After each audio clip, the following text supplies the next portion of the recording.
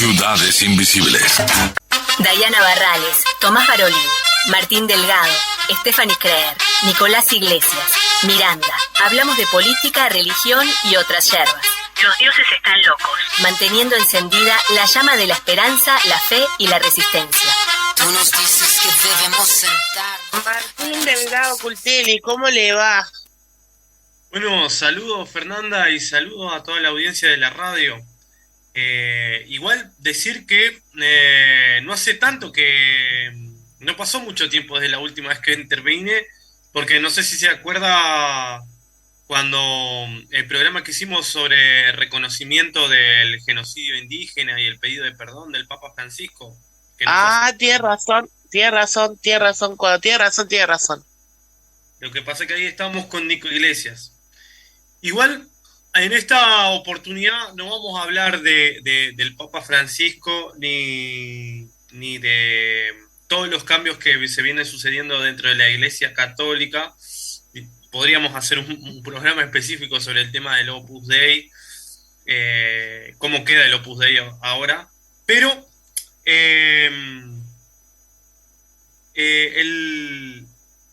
objetivo de este programa justamente en realidad es abordar un caso que ha sido bastante reciente en los últimos meses, ¿no? Que es el caso de un asesinato en Paraguay, el asesinato de un fiscal, ¿no? En Colombia, ¿no? Presuntamente asesinado por el narcotráfico, el crimen organizado, el fiscal Marcelo Pecci. Y la audiencia se preguntará, ¿qué tiene que ver esto con la interrelación entre política, religión, cuando parece una cuestión de novela negra policial, un caso, bueno, bastante cruel de asesinato por el narcotráfico y el sicariato? Pero ahí la pregunta es, ¿dónde entra todo esto de religión y política?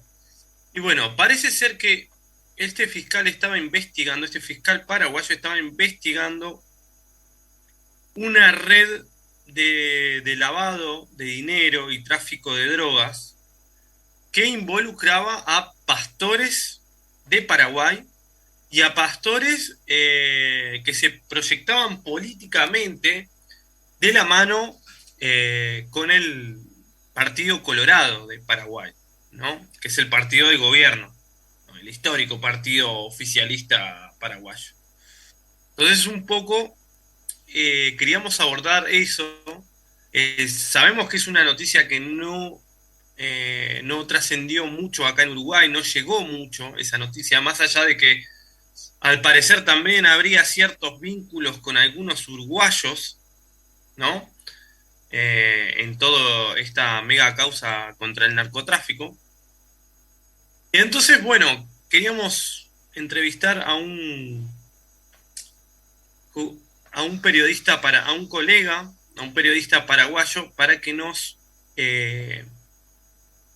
ayude a explicar ahí justamente las interrelaciones entre narcopolítica y poder pastoral en el Paraguay.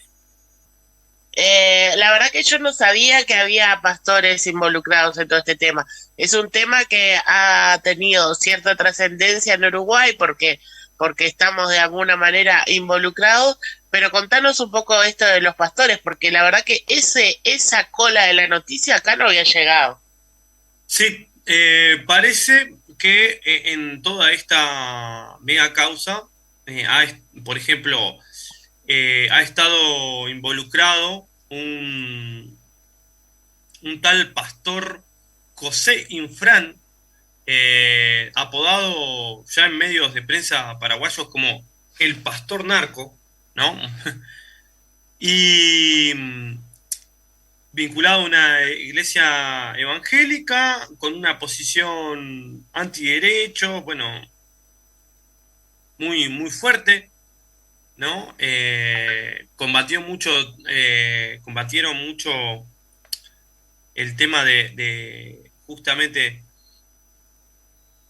del Plan Nacional de Niñez, así como el plan están como tiene una cruzada actualmente contra el Plan de Transformación Educativa de Paraguay, o sea, como toda una cuestión ahí, bueno, lo clásico de estas agendas de derecha evangélica en contra de la educación sexual integral, en contra de otras perspectivas educativas para abordar el tema de niñez, ¿no? Niñez, paternidad, derecho de los niños, ¿no? Y bueno, este pastor narco, José Infran, estuvo vinculado, ¿no? En las internas del Partido Colorado, que es el partido oficialista, con Horacio Cartés, que llegó a ser presidente, ¿no? Y al mismo tiempo, también parece que a través de este pastor narco Infran, estaría atrás como el líder de esta facción de derecha evangélica en Paraguay, que es el pastor Miguel Ortigas. Exacto, además, ¿te acordás, Martín, que, bueno, sin ir más lejos, en la propia columna de los dioses, allá por finales de marzo, ya habían ustedes abordado esta cuestión que se había empezado a manejar de las noticias que llegaban de Paraguay, de la conexión entre pastores e iglesias barriales, digamos, con las redes de narcotráfico? Es decir, todo esto que nos llega varios meses después termina de confirmar los indicios y las primeras informaciones que ustedes nos habían traído, que estaban en Paraguay hace ya un tiempo. Exactamente, sí. Desgraciadamente, esto es una crónica de una muerte anunciada, podríamos decir, parafraseando el libro de García Márquez, que es esta cuestión de, los vínculos entre determinadas iglesias evangélicas y el narcotráfico, las mafias, y al mismo tiempo esta triada, ¿no?, entre poder político, narcotráfico y poder pastoral, ¿no? O sea, una triada muy, muy jodida, ¿no? O sea, cómo las mafias se han infiltrado en los dos pilares, ¿no?, de la sociedad, que es el mismo sistema político y también los sistemas de cultos y de creencias, ¿no? Lo cual habla de lo que allá mucha gente viene diciendo de Paraguay, que es el proceso de colombianización de Paraguay, ¿no? Principalmente a partir del golpe contra Lugo en el año 2002, pero que tiene vestigios un poco anteriores al golpe contra Lugo. 2012, Exacto. el golpe contra Lugo, perdón. Sí, Paraguay, digamos, ha vivido una inestabilidad política que lamentablemente podemos decir que es histórica, ¿no? Y que siempre ha sido caldo de cultivo de alguna forma para que todas estas cuestiones del narcotráfico y de la corrupción política florezcan en campo fértil, y a punto tal de que en definitiva es uno de los países a los que tristemente siempre se le asocia cuando hablamos de corrupción en América Latina. Tal cual, tal cual.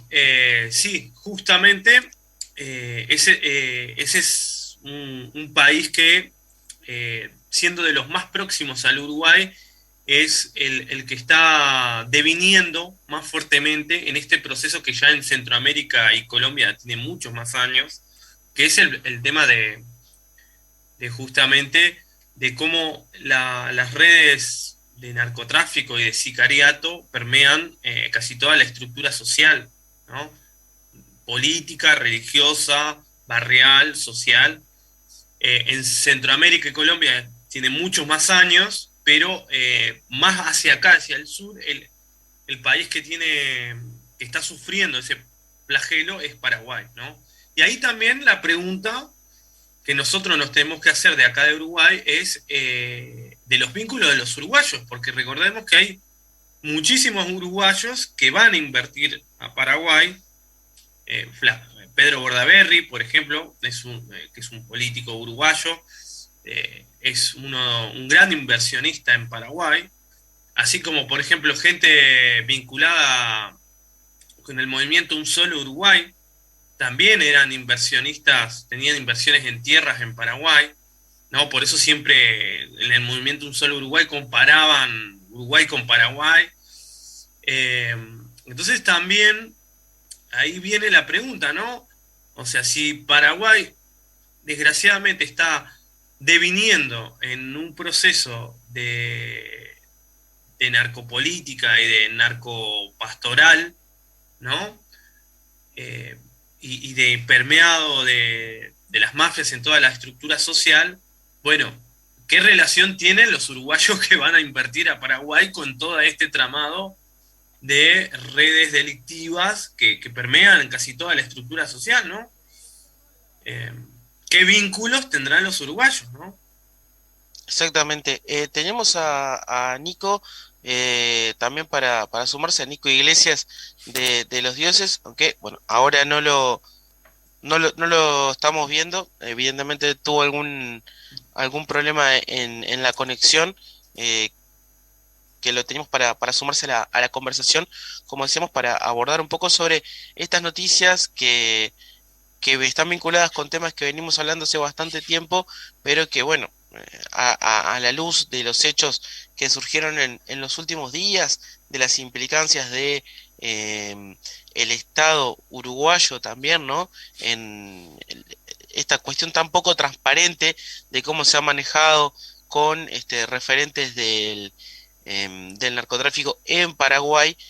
Bueno, por eso lo traemos también. Ahora sí lo tenemos a Nico Iglesias. ¿Cómo estás, Nico? Bienvenido a Los Dioses de nuevo. Buen día. Disculpe, entré y salí, pues estaba tratando de hablar con el colega de Paraguay, que me parece que lo que nos pasó es que hay una hora de diferencia con Paraguay y me parece que se nos desconfiguraron los dioses guaraníes. Pero no, solo decir dos cositas sobre lo que venían hablando, digamos. Lo que es interesante, y por eso ya del caso Marcet, ya hace un año que en realidad nosotros veníamos enterándonos de información. Paradójicamente el gobierno uruguayo no tenía información, pero los dioses que apenas tienen una información muy básica, capaz es porque los dioses lo saben todo. Tendríamos que darle alguna entidad poderosa a este gobierno para que tenga información que conecte el Ministerio de Relaciones Exteriores con el Ministerio del Interior, porque este caso de Marcet, que es el denominado jefe del primer cártel uruguayo, o el primer cártel dirigido por un uruguayo con un alcance regional, siendo en este momento el principal acusado del asesinato del fiscal paraguayo en Colombia, o sea, habla de una red de tráfico de influencias importantísimo, vinculado a el tío del presidente Cartes de Paraguay, por su vínculo con el narcotráfico. O sea, Marcet ya tenía muchas denuncias en Uruguay y es muy paradójico cómo el gobierno uruguayo actuó de forma express para expedir ese pasaporte para que pudiera salir de una situación que, a fin de cuentas, estaba preso por usar un pasaporte falso paraguayo. En fin, lo importante para los dioses, y que por eso en realidad estaban preocupados los dioses desde hace más de un año, es que este caso de Marcet da cuenta de cómo las iglesias en Paraguay, pero también podría haber pasado en Uruguay o en muchos países de la región, son usadas como pantalla para el lavado de dinero, en este caso vinculado al narcotráfico, en este caso vinculado con la iglesia del pastor Ifrán en Paraguay, que también es un prófugo de la justicia, que tenía aspiraciones políticas en el Partido Colorado que también ha tenido muchas situaciones de denuncia de corrupción. Esto en un contexto cultural como el paraguayo. Yo tuve la oportunidad de ir muchas veces a Paraguay, donde la corrupción es parte de la vida cotidiana, lamentablemente, de las formas de funcionamiento de la sociedad paraguaya la corrupción está muy naturalizada. Pero bueno, este caso de Marcet da cuenta de alguna manera de los vínculos porosos, de la cercanía que hay entre la política, los partidos políticos, el poder político, el narcotráfico, y el caso en este particular de una iglesia, de un club de fútbol, 2 clubes de fútbol, cómo son instituciones, bueno, la religión y el fútbol también tienen algo en común, que es esta cuestión de devoción nacional, devoción popular, y pueden ser utilizadas en vez de para la diversión o para la trascendencia, usadas para financiar redes de narcotráfico. Aunque no nos pudimos conectar hoy con Leonardo, que es una pena realmente porque él es un analista especializado en todos estos temas, vamos a dejar en Los Dioses, en nuestra página, algunos de sus artículos y vamos a pedirle que haga un video para subir a nuestras redes para que escuchen de la voz de alguien que conoce la realidad local de Paraguay este caso, que es un caso que no solo pasa en Paraguay, porque tiene vínculos con Uruguay directamente, no solo porque es uruguayo, sino porque, digamos, porque es un uruguayo que vive en Paraguay, pero tiene lazos económicos y políticos evidentes en toda la región, en nuestro país también.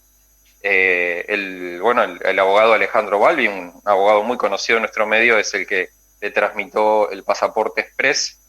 Y bueno, Los Dioses seguirán atentos mirando cómo se entreteje esta maraña de... Esto sí que es droga y Dios. Y rock and roll no, sería política, política y política, drogas y religión. Bueno, los saludo. Nico, muchísimas gracias por estar estos minutos con nosotros. Vamos a difundir en nuestras redes cuando esté Leonardo presente, presente en su país con esta nota. Y bueno, muchísimas gracias a Los Dioses por estar otro jueves más con nosotros. Bueno, muchas gracias.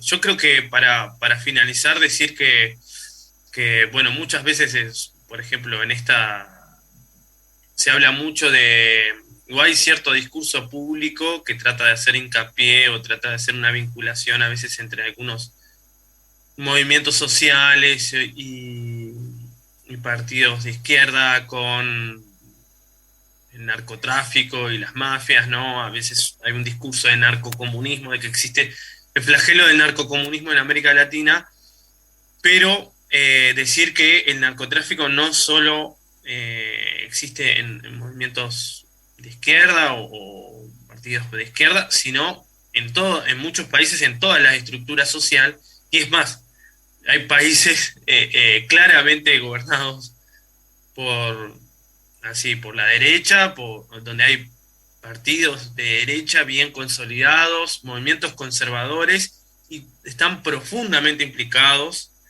¿no? Entonces también eso para que podamos pensar, a veces cuando vienen todos estos discursos del supuesto narcocomunismo, sino pensemos realmente el problema de la narcopolítica en el continente y de las redes del narcotráfico en toda la estructura social, ¿no? Y también de todos los empresarios y los abogados y los inversionistas y toda esa red que ayuda a legitimar las mafias, ¿no? Porque cuando hablamos del crimen organizado, no solo tenemos que hablar del pibe que tiene la boca, del pibe que es dealer, tenemos que hablar de los abogados, de los contadores que le blanquean la guita a los narcos. Bueno, muchas gracias. Hay de todo en la viña del Señor, como estando acorde con Los Dioses. Martín, muchas gracias por estar esta mañana con nosotros. Gracias, hasta luego. Estás escuchando Ciudades Invisibles.